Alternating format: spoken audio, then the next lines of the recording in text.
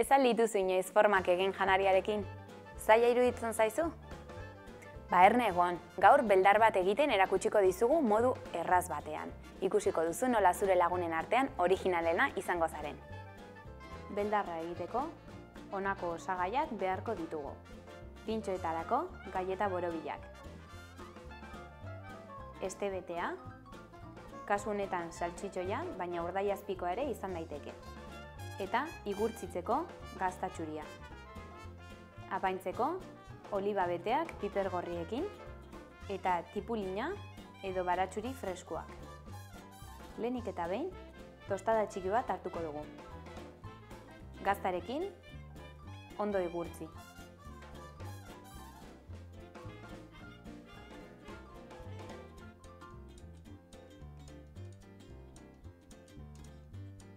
Saltxitxoia erditik tolestu eta gaztaren gainean ipini.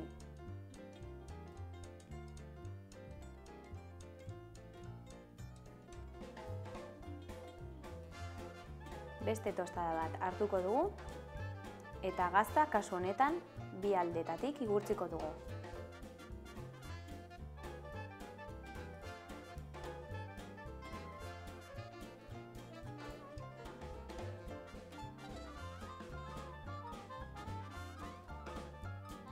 Saltxitxoiaren gainean jarri eta pauso hauek behin eta berriro errepikatuko ditugu.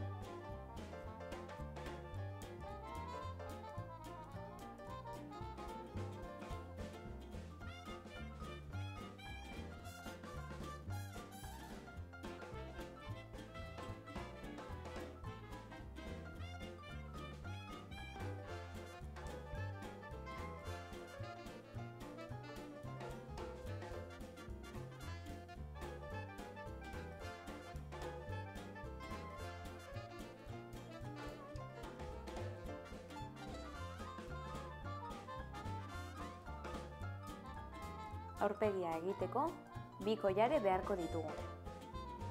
Igurtzitzeko gazta pixka bat hartu eta bi koilaren artean borobildu. Tostadan kokatu eta begien txanda izango da. Oliba bat erditik moztu eta gaztan pegatu. Tipulinaren bi xaflekin antenak ipiniko dizkiogu.